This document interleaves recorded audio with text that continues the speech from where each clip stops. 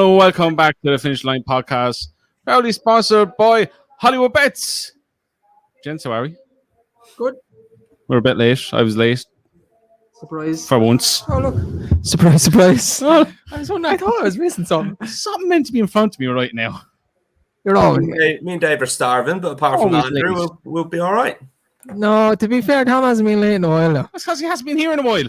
Well, the fact remains that he couldn't be late, so Damn it. I'm on your side, Tom. Thanks, Dave. Yeah, and we thought Andrew was dead there for a little while. Yeah. That's Rocked in 5 past the hour. 3 minutes, actually. 5. 3. And like I said, Tom, he may as well go get a point because it'll take him 20 minutes to get set up anyway. Yeah. I didn't. It's 21 minutes past. So we're waiting for Tom. We weren't. I was set up. I told Tom he could take a break. Yeah. Oh, is you the head honcho now? No. Start paying me now. Anyway. He asked for a glass of water, so I got him the smallest glass of water on purpose. What a dick. Absolute dick. What notions has he got now? He wants a glass of water. Jesus. I had no time to go to the shop and get a coffee or anything. And he's not going to make me a coffee. God forbid he has to do something for me. No chance. But anyway, Let's crack into this. this week we are here. We're talking about Minella Indo starting his journey back to the Gold Cup. Envoy Allen here to revive his career. Well, Roy Allen, according to Dave. We have a good beginner chase where Albert Bartlett winner Vanilla is making his chase debut. Cyrname back to go back-to-back in the Charlie Hall. And we have much more. I pressed that twice. I didn't mean to. Do you like that graphic? Yeah, that's cool. Do you like that? Yeah, it's Try cool. again. No, not seeing it again. That's why I was late. I was meant to do a voiceover on it, but I didn't get time to do that. So. Yeah. I won't stay here any later than Yeah, so 5 past. That's it. That's a new graphic. And we have introducing our lay of the week, which we will be given at the end of the show as well as our naps and next bests. But we're going to kick it off on Friday. Down Royal 220. Oh, I'm on the wrong one altogether. So we're WKD hurdle, grade 2 over 2 mile 1 furlong. 5 runner race. We have Zana here. I don't know if these prices are right, as always. 2 to 5 on. Zana here. Castmate is 13 to 8 and is 40 to 1 bigger the rest. 2 runner race. Zana here on ratings should win.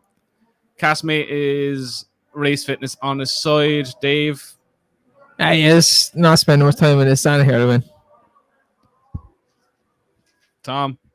He should just go and win, really, shouldn't he? I know he's got to give £5 to Castmate, and he's got a bit of fitness on his side, but I think they'd all be a bit disappointed up in Gordon's if he got beat. Just seeing the free, somebody's going to get lucky here and pick up black type as long as they jump around. Bonark is probably the most likely, 111 rated mare for John Ryan.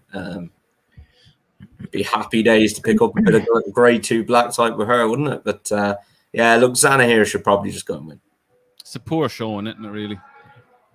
Yep. It's terrible. When I had this up, when I sent it into the group, there was a nice few entered in it, which looked good, but now it just looks shite. Anyway, nice slow one to get started. Now going to the 330, and this is the beginner's chase, where one of Dave's horses to follow for the year, Grand Parody, makes his chase debut against Beacon Edge, who was 4th in the Stairs last season, and Vanilla, who won the Albert Bartlett. Dave, give us your case for Grand Parody. A lot to find on ratings. My mate Big Gordo unleashes the Festival Novice Chase winner. Big Gordo. Big Gordo G. or Big Grand Parody. I thought you were going to say Big Band Papa G. Yeah, he's going to win. I like Vanilla too. I think he'll make a good chaser, but Grand Parody, a bit speedier, so I'll take him. Thank you very much. Beacon Edge is a strange horse. Yeah. He a Beacon Edge type of horse that runs 4th in the Stairs hurdle and then can't win around Ballinrobe on a Monday. I just come to the conclusion. You just feel really bad for Gordon now, don't you? I You're know not very nicknamey and everything with him. Big Gordo. I like since Roy Allen, I actually looked depressed, as you say. I kind of with Bob's old rugs on him. You've taken him to heart a bit. No, always liked Big Gordo. He made a Horlicks of the year last year. He disappointed me. I was disappointed in him as a human being. You disappointed me, Gordon. That's worse than I'm angry. I would with say it to his face, Gordo. Big Gordo. Please don't. Please just don't. If he's in Cheltenham, I say he has a runner in the same race as ours. I say Big Gordo. This is what I'm going to say to him, right? Big Gordo. I'm Dave from the finishing line. I have to say, I'm very, very disappointed in you for what you did. We're not going to bring it up, but that led on to Envoy Allen then losing, and everybody else is disappointed in you because of that. Time to get your shit together now. Starting with Grand Party. Please, if there is a God, make this happen. I know. I would say it to him. He did. I'm very disappointed for what he did last year. You're like a disappointed mother. You're ashamed of what he done, but you're willing to give him another chance. Yeah, I'll give him another chance. Yeah. If we are in any bar in Cheltenham, right, and Gordon Elliott is in there, we're leaving straight away. No. No. And action. I'm going into every bar before you two enter to check who's in there, and if they're in there, we're not going in. End of story. Two people we need to avoid. One, Big G, Big Gordo G. Big Gordo G. That's the same thing. Number 2, Ben Pauling. Are you afraid of Big Gordo, Tom? He has no. I'm not having a row with anybody. I'm not even in the middle of you having a row with anybody. I'm be gone, lads. Technically, it's not a row. It's just voicing his opinion how disappointed he is in his actions. See, if Henry goes up and says that, it'll be a row. See, no, but you know the thing is, he'll be in the round. Me and you'll be sitting there at the table, sipping away on our drinks, watching this unfold in front of our eyes. Gordo, I'm just thinking of content goals. Stop! I'd be too fast for Gordo anyway. Jesus Christ! I would. See, now this wasn't ended up in the fight until we started talking about it. It ended up being a fight. Did you see what Henry said to me when we were out there, sir? He called me by the wrong name, and I was going to say, you fucking know my name. You just said that on purpose because I'm always giving out about you. Yeah. He did it on purpose because he called me Keith and then started laughing. Sorry, Dave. Oh, yeah, Keith, yeah. Okay. He couldn't get it so wrong. All right, Keith. That's all right, though. No, I give him that one. Yeah, I deserved it. He left you. I already give him a pat in the back for that. I'm surprised he left you into the table. To be honest, so am I. I thought he was going to kick me out. Who left that gobshite in here? Who left Keith in? Yeah. Oh, Grand God. Party, Right. Big Gordo. What's the word I'm looking for? It's going to win. Renaissance starts Friday. Retribution. Something like that. Some wouldn't win words there. Retribution for what? I don't know. Say the word. What? For what? I can't believe Tom's afraid of Big Gordo. Oh, he's afraid of what you're going to say to Big Gordo, and he's afraid that this might affect Pimlico, even though he's not going to have any horses with Gordo, because that would be morally wrong. Remember when I asked Paddy Power for a job, and he said no. Remember that? Joke's on you, Paddy. Remember that? Up in Punchestown. Yeah. I remember that. Paddy, can we have your job? Nah, it's too hard. The racing industry is a funny place, and I'm not getting in the middle of any. You got Oisin Murphy, Mr. Squeaky Clean, putting bloody legend, smashing plastic glasses into very big bloodstock agents' faces, and I'm not getting anywhere near any of that shit. That's not a chance. Who did he hit? I can't. It hasn't come out publicly, so I'll tell you after. Well, let's make it public. Yeah, I'm not. I like my house and my car. Thanks very much. I don't want a lawsuit on my hands. Wow. What? Anyway, back to racing. I'm taking Dave on here. I'm putting up Beacon Edge. Of course, form last year was pretty good. And Dave, he only got beat behind Honeysuckle, the Great Bacchusson, and then Flooring Porter, and then fell at Punchestown. But I'd be interested to see this lad going chasing. There's a 158 rated hurdler going chasing, and yeah, if he runs up to his best, I think he'll win. To be honest, you're putting up Beacon Edge. Wrong. Beacon Edge. Yeah. Okay. Yeah, it's because he's going to win, Dave. Wrong. No, it's not. Beacon Edge going to win. Beacon Edge has Miles the best form in this race. Miles the best form. As Tom said, he was 3/4 lengths off Honeysuckle in Hatton's Grace. He was 5.5 lengths fourth in the stairs. He was a staying on when he fell behind Classical Dream at Punchestown. Runs well fresh. No one means horses are flying. I think he'll go off favourite, and I think he'll be very hard to beat. Grand Party is a lot to find on race. I hope he goes off favourite. I know. Really hope you see Big Gordo with All the listeners will have a lovely bet on Grand Party. What I know I'm coming up with a situation in my head now at Cheltenham. I'm thinking ahead to Cheltenham already and how to give Tom a nightmare of a week. When I need But yeah, can it get worse after all your travel nightmare bloody plans? As someone texts me about the two ye fucking Christopher Columbus and Magellan there, as if you know what you're fucking doing. I fucking do. I travel enough to know where I'm going. And he's Columbus and you're Magellan. Who's Magellan? Another one of them fellas that travel the world. Did he die? Yes, in the 1600s or way before that. Like, as in, I don't know. He could have died at sea. Yeah, that was definitely. I know who that was. That was definitely Kubo who texted you. Nope. Buddy. Nope.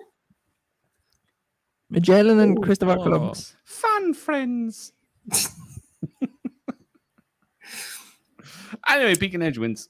Lads, I'll just give you one to obviously Minella runs in this. His career, he looks like a tracer, so it'd be very interesting to see what he does now, whether he kicks on or not. A horse stuck out for here who probably won't be winning on Friday, but has a bit of a career ahead of him as a tracer, I think. His horse called Street Value. He's trained by John Flavin and Tremor. I know a couple of lads who are involved in the ownership of him, and after he won his couple of races, at the end of last season, they said, wait until you see him next year. He'll be twice the chaser. So best of luck to them with him. They're throwing him in at the deep end here, but I'd say he'll be a nice horse down the line, down the season. Maybe a nice handicap in him somewhere. How do you think of that, Dave? Best of luck. I was going to get a Big Gordo thing out of you. No. No? No, I have a few things to say in the anti-post video, though. About Big Gordo G? No, about stupid selections being put up by people. You pointing at me? No. We actually talked, was it yesterday we talked about it? The likes of Matt Chapman and other people. Other people. What did he put off again? People. No, you pointed out in the anti-post video. Matt Chapman's 10 to follow is just a list of grade 1 horses. Dog off. Anyway. He also thinks Album Photo is going to win the Gold Cup. So that's Matt Chapman and Gordon Elliott to stay away from at Cheltenham. Okay. They don't like each other either. Yeah, well, Matt Chapman deserves it. I'd side with Gordo, to be honest. You're going to become best friends with Big Gordo. I don't like Matt Chapman's hair. I don't have hair, but if I had hair, I wouldn't put it the way he has his hair. It's like an ice gem. That's ridiculous. Ice gem. Yeah. It's just like an ice gem. Ice gem sweet. That's what it's like. Imagine how much money he spends on hair gel. Not a lot, because he doesn't have much hair. No, it's like this. He grabs it, twirls it, pulls it, boop, slaps down. I'm going to be Matt Chapman today. Boom! Fucking hate that. You're not orange enough. Every time. Boom! Afternoon, Matt. I can't believe we're bringing you two anywhere, to be honest. In the nicest way possible. I mean, yeah, exactly. Do you want that lift home? Yeah, actually, sorry, I take that back. I do need it. It's not looking good. My car's still not working. Still not to golf course. No, I got home today. Oh, did you? Yeah, I got back today. What's your It's not working, but I got back. It's in the garage. Ah, shit. So, looks like I'm going to be driving again. Anywho, we're moving on to Saturday, and we are going for the Down Royal Champion Chase over 3 miles. Do you think Gordo would have a dancing competition?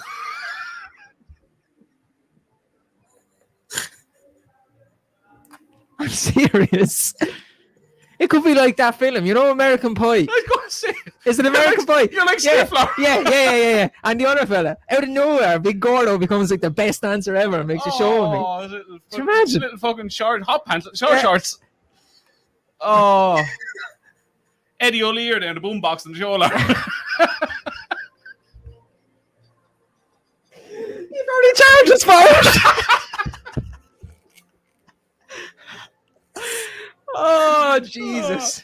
Our flights have just gone through the roof. You're going to get on those Ryanair flights. They're going to be like, oh, Dave O'Keefe, yeah, I've been waiting for you. Yeah, you're on the wing. Turfed out. Yeah. Oh, God. Oh, brilliant. I just cried a bit. Anyway, that's in my head now. Wow. Himself and Matt Chapman should have a dance-off. Matt Chapman probably glow in them bloody UV lights. Yeah. Anyway, whew, where are we? 250 down Royal. Ladbrokes Champion Chase. Gold Cup winner, Minella Indo, starting off the season. He goes up against Galvin, Frodon, Delta Work, Ravenhill, Retrospect, and Ferry Hill Run. Tom, Minella Indo. It's as big as a bull we seen him a few weeks ago. Probably a bit fitter now. And 90% Indo wins this? Yeah, probably not that high, but yeah. Look, I think he does probably win it. The only thing that put me off is Henry had 2 winners there the other day at Wexford. Before that, they hadn't exactly been firing.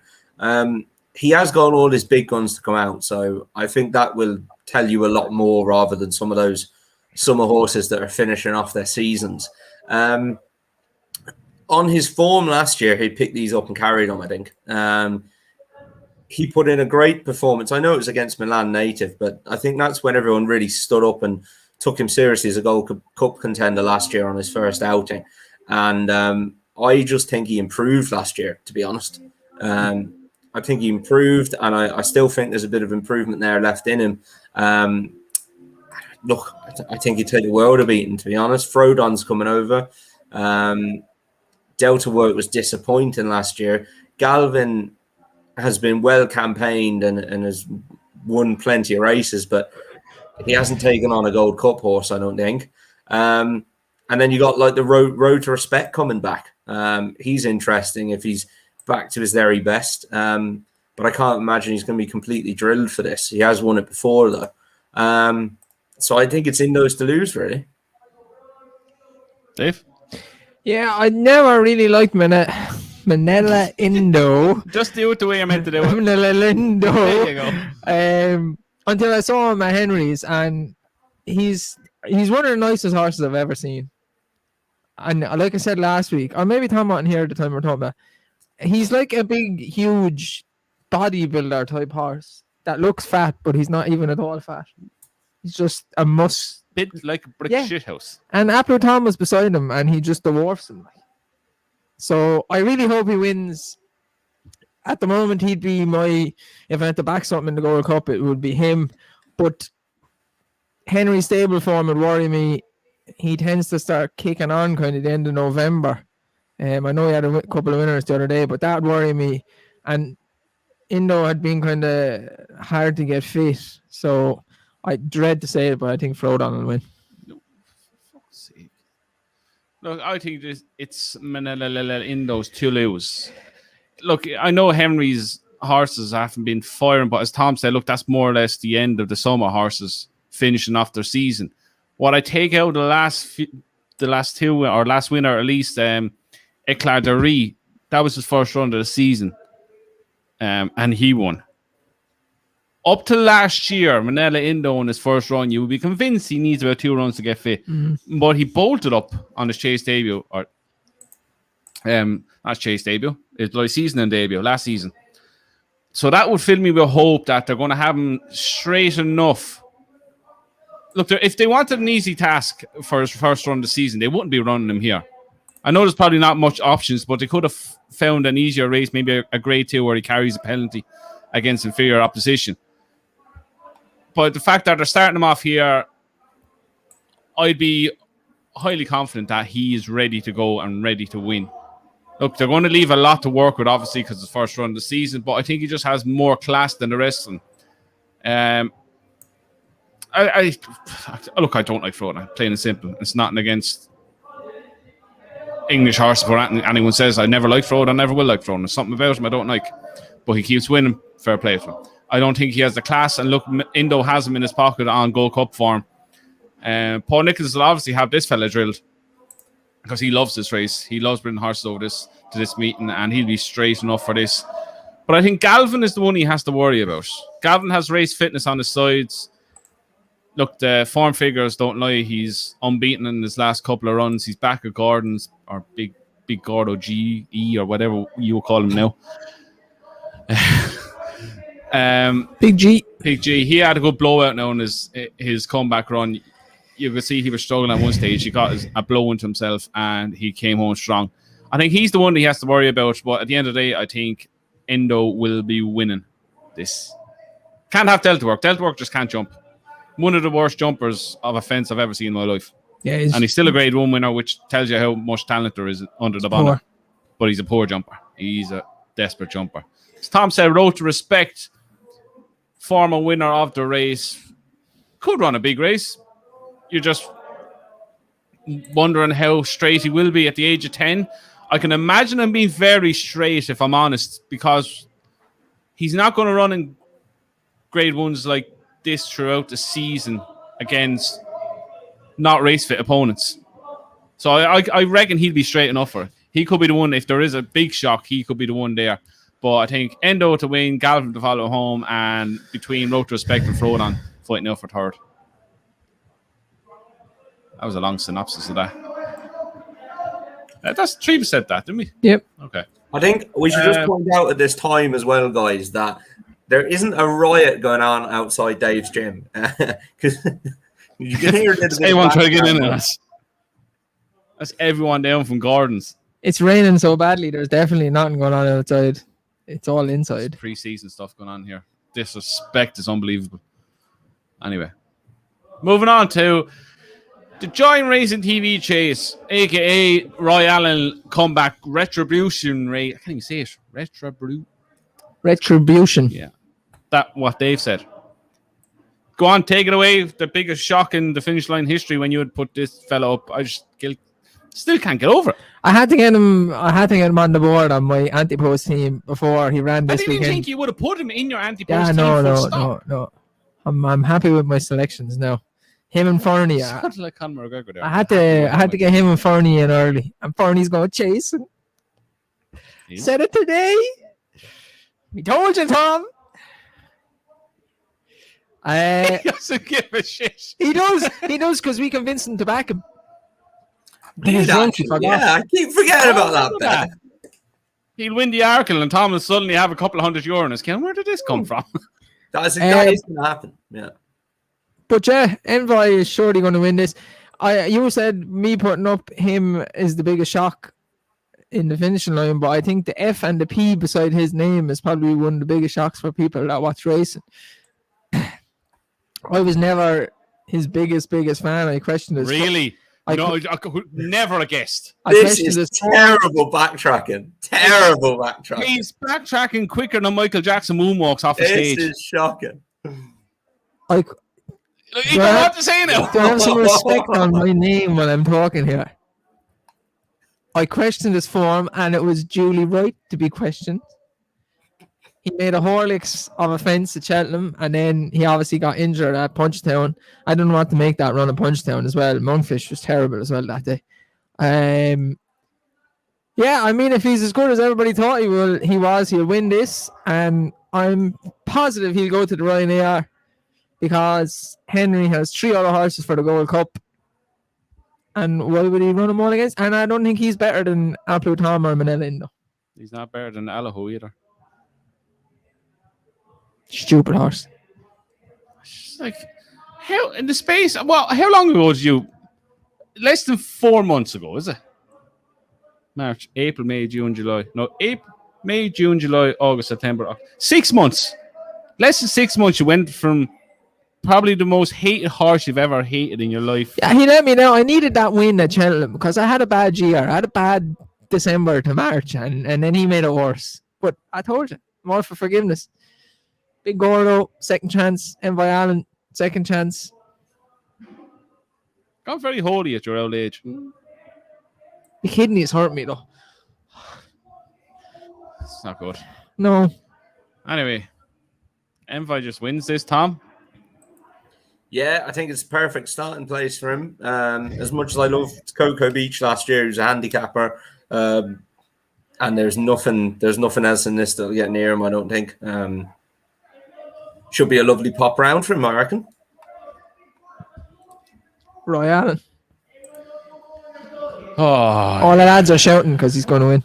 I'm right. Anyway, moving on to Weatherby 230, the Grade 2 3 mile hurdle where Paisley Parker is making his seasonal comeback. He is in at 2-1. Thomas Derby is in at 4s. Master Tommy Tucker is 6s. Jesus Christ, shut up, Willie. 7-1 for Infatigable. 7s for Lisnagar Oscar. Oh, my knee just snapped. They did this last week too, and they were all getting sick afterwards then. That's what they get. Stupid fucking hurlers. Run for Oscar 10s, 14-1. Bigger the rest. Tom, what do we make of this? He's going to put up Prashima. He always does. Put up Prashima. Slade House is back. Thought he was dead. Yeah, no, I'm not putting up Prashima anyway. I do have one for this. Andrew, what time is this race? 2:30. Yeah, there we go. You better not put up the one I'm putting up. Who are you putting up? You better not be putting up the one I'm putting up. Whoa, now you let me go first, so I'm taking first dibs here. I went through this in a good bit of detail. Paisley Park, just the way he stopped in that race, I know he's going to put up on his last run. Do not take it off me now, right? The way he stopped the last day, I just couldn't go in with any confidence on a horse that did that. I feel like he's had his heart problems before. He may come back absolutely fine. Emma Lavelle's horses are in really good form, but I could not touch him at 2-1. Thomas Derby, I would never back to win a race ever. Master Tommy Tucker, very interesting that they're coming back to hurdles with him and going up to 3 miles. I thought that was pretty interesting. Wait for it. Nisnagar Oscar is another one, obviously, but Rebecca Curtis' horses are terrible. You're putting up that as well, aren't you? Oh, for fuck's sake. Run for Oscar comes over from Ireland, but has really got to improve. But it wouldn't surprise me if it ran well. I'll take on Indefatigable as well. The one I got down to, and are you guys putting this up because this would be funny if we were, is You Never Call. You putting that up? No. No. I don't like losing. I don't like losing money. So this horse is a 10-year-old, right? He's pretty lightly raced. But if you go back through some of his form, it's pretty bloody good. He was 4th in the long walk at Ascot last year, behind Paisley Park. Was 8th in the Stayers hurdle. Won a Grade 2 then at Sandown, beaten Indefatigable. Has had loads and loads of, well, not loads and loads, has had 2 really long breaks of over 500 days. Clearly had his issues. But his record fresh is really, really good. And I just thought 14-1 when I've got question marks over some of the others. Kim Bailey is in pretty good form. Has had winners and a number of placed horses from 13 runners. So, I thought there was enough there to side with him at what was about 14-1. I think we're on the same. Paisley Park would worry me. I don't know what to think of him anymore. Thomas Derby, I wouldn't back him either. And I just can't understand why Ollie Murphy's horses are not able to jump. Just none of them. They're just terrible at jumping. Master Tommy Tucker's a lunatic. If he wins, fair play. Indefatigable. I'm not saying that again. No, I just can't. No. Done me and us a big favourite Cheltenham, but she's not good enough. Lisnagar Oscar, yeah, I hate him. Run for Oscar, on the other hand, Why would Charles Burns be travelling all the way over to Wetherby for no reason? He's definitely running. Gone in the betting. I think he still get about 8-1. He beat Line Out, who won the Irish Cesarowicz. The Irish Cesarowicz. And he beat Wolf Prince, who's come back to form in Ireland as well in his last 2 runs. And then get whacked on the flat. Charles Burns is just such a shrewd trainer. Not going Yes, into that's one word for him. any other stuff that he does. Leaves his horses unattended. That's all he ever did. Yes. It's a kind of a trainer, like, take note if he's running in England and if the horse is backed. In Ireland, if his horse is backed, it generally is going to collect or not. But he's good form.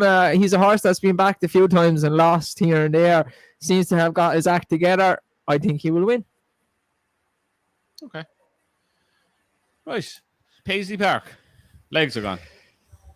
Not the horse he was. Not that he'll never be the same horse again. Thomas Darby. That is some rain that's falling. It's been like that all day. Holy moly. Thomas Darby, I wouldn't back him if he was 100-1. Wouldn't back him for a selling handicap hurdle around faking him. Wouldn't go near him. Master Tommy Tucker, he's an absolute loony bin.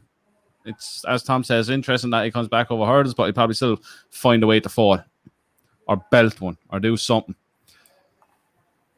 I'm going with Indefatigable. Reason and beat. These kind of races at the start of the year, I've always said it, race fitness is always key in these races. You have the top 3 in the market who are not race fit. You Paisley Park, who his running style, he's 100% going to need a run. Especially at his age now. He's a 9-year-old now. He's had heart problems. He's just not the horse he was. Thomas Darby is a hanging bastard.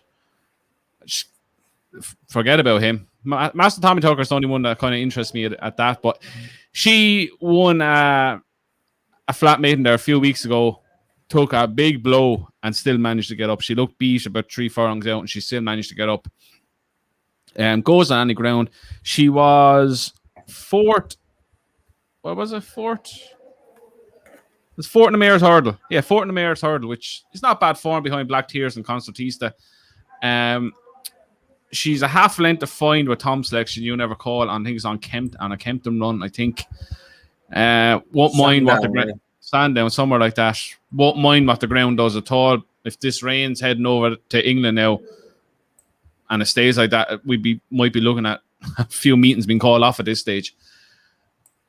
But I think race fitness on our side, I think she is a big price of 7-1. So she is the one I'm going to go with for this one. Indefatigable. Said it right for once. Right, moving on to the Charlie Hall Chase, one of the worst grade 2s every year. I just don't get this race. We have Cyrname in a fight 4, Shamblew 4s, Clondalk Castle 9-2, Fusel Raffles 11-2, Kitty's Light 9s, and 18-1. Bigger the rest. Do we just follow Cyrname in again? I just think it's a terrible race. It's awful. I don't know what to make a Cyrname. I don't know how you could back him at even money after what happened to him the end of last year. He's just a broken horse ever since that. He's never been the same since he beat Altior. I don't mind Clondalk Castle, but I don't know if he's actually good enough to win. I think this is just the one race where you bite the bullet and you go in with him. He bolted up last year, and last year was a way better race than this. That he beat I Right and Vindication last year. Well, if the 8 of them run, I'm going to back Topville Ben each way. Philip Kirby's horse. Yeah, get that bold front runner. He'll be out in front then, sure. Look, if he don't last there, he don't last. I think 20-1. He's some decent enough form in the book. Like. Yeah, he runs in all the kind of. I think his best form was at Kempton, though, and it's going right-handers. Right-handers. Left. Yeah, I get it. I'd prefer to have him each way and get like 4-1 each way than even money on Cyrname. Tom, what are you thinking? The one I'm taking, I'm going a bit like that as well. And there's eight horses in here. 7 of them have jockeys jocked up on them. So you can guarantee that fucking chilly filly down the bottom isn't going to run, can't you? If they did all run, even if they didn't, it'd just be a win bet on Clondalk Castle. But if they did all run, I'd definitely be very keen on Clondalk Castle each way. I like Clondalk Castle, but first run of the season, it worried me for him. He's good. He's progressing though. He's gone well enough on his first runs. He's won on a couple of them. He's been second on a couple of them.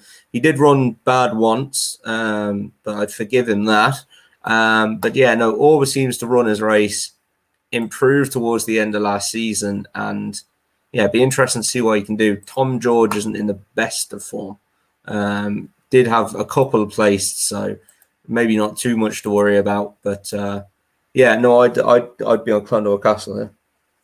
That rain is getting so heavy. But anyway, the way I'm looking at this is, as I just mentioned there, this isn't as strong as last year. So on that basis, I think Cyrname has. It's his really to lose. Look, I don't like the horse. I think he's never been the same since he beat Altior. It's the first time he showed proper form going left-handed last year. Bolted up. I think Harry Cobham gave him a great ride last year. I think 3 miles for Chamblou is too far, especially if this rain gets into the ground. It's going to be too far for him. Clondalk Castle to give a chance. He's interesting. He's a late improver at the age of 9. Fusel Raffles got a very nice ride the last day behind Brave Man's Game, so I think he could be interesting as well. But look, when it comes down to it, I think Cyrname will be hard to beat if he runs to what we know he can do, and if he behaves going this way around like last year, I think he'll be very hard to beat. But it's 100% a race I would not be touching with a barge pole. It's just terrible.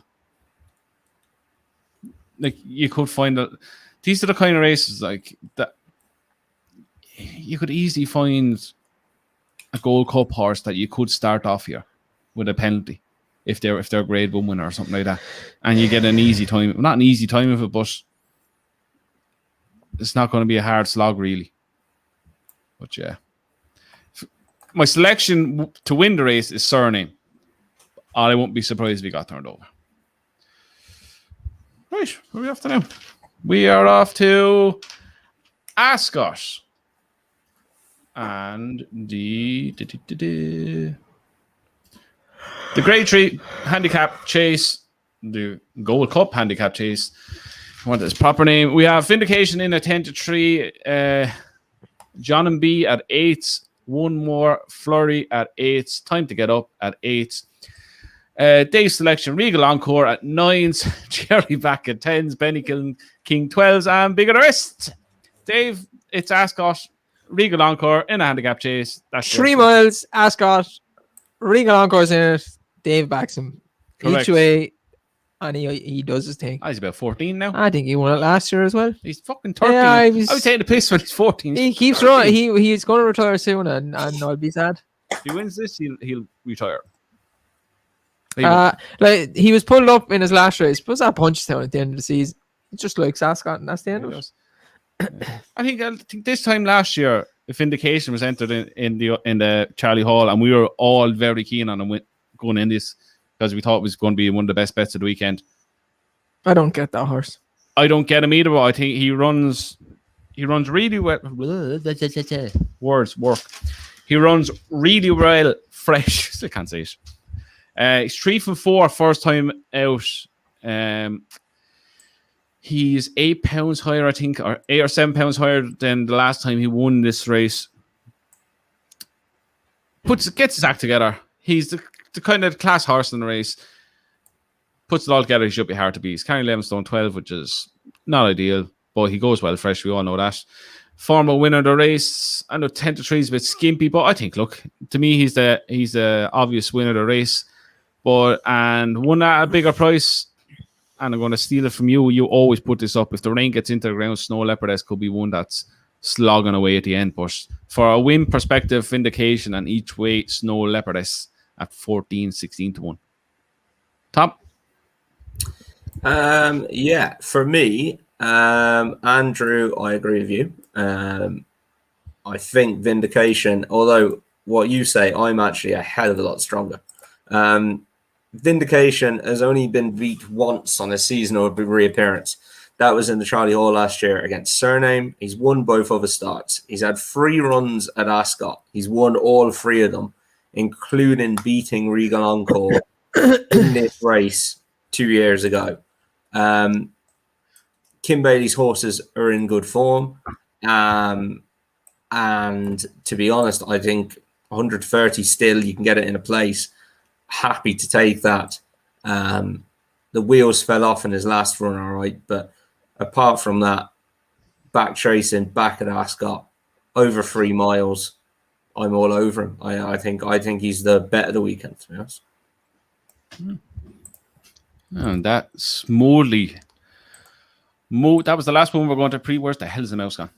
Wait, no, there we go. Moves us on to our naps and next best of the weekend. Who wants to go first? Well, I've just given mine away, so I might as well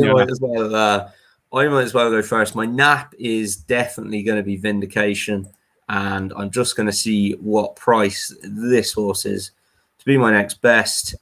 Here we go. 2 seconds. No. Be a Dundalk horse. Roll back the years. 14 to 1. You can get about You Never Call each way in the Bet365 hurdle. Dave? Nap run for Oscar, next best Grand Parody. Nap run for Oscar? Yep. Thought the nap would have been Grand Parody.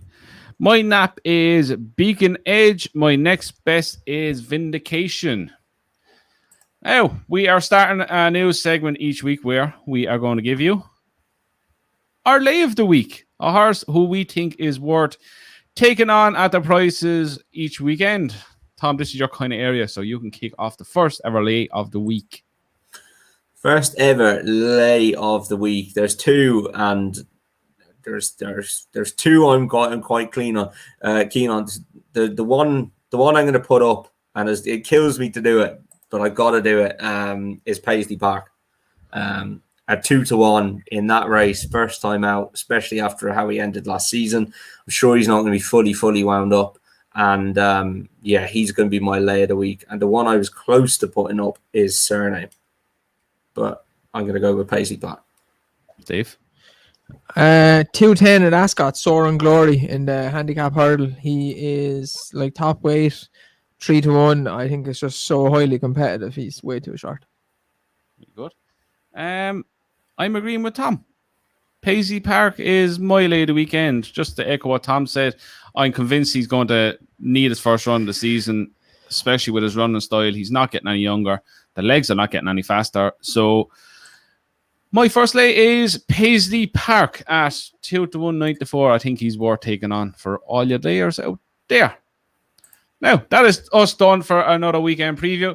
We are just about to record our Cheltenham Festival anti-post video episode number 5, where Dave is going to go on a rant about a few selections that people are putting up, which will be very, very interesting to say the least.